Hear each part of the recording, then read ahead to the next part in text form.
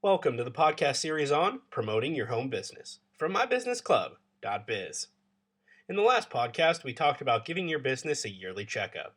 In this podcast, we're going to go over some of the steps you need to take to increase sales.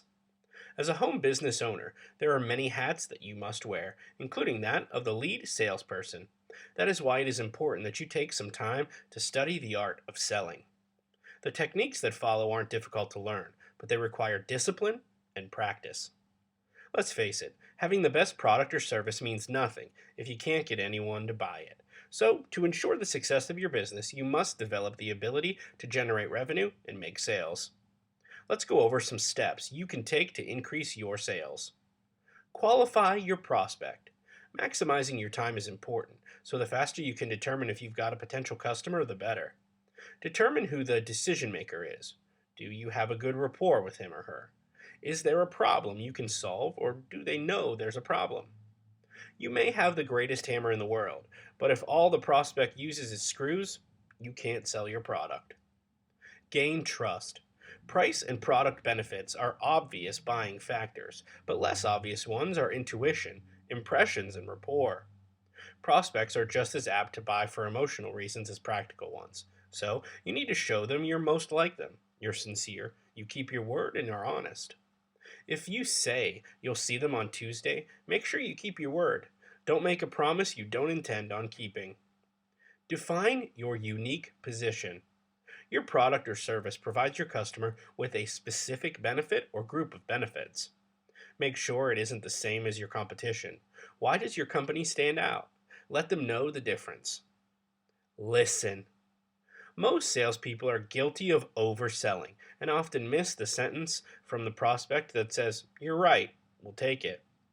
Listen to your prospect as he answers open ended questions, and even listen to his tone and inflections of speech. Uncover the problem and then provide the solution and stop talking. Stay focused.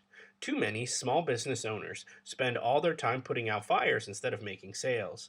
Spend at least 60% of your time trying to produce a revenue. The sales window of 9 a.m. to 5 p.m. is small, so plan your selling time accordingly. Schedule non-sales generating duties outside this time. Polish your presentation. Don't take your sales presentation for granted. Practice your pitch. You've spent a lot of money perfecting your product or service, so take the time to develop a comfortable, confident, effective presentation. Do your homework.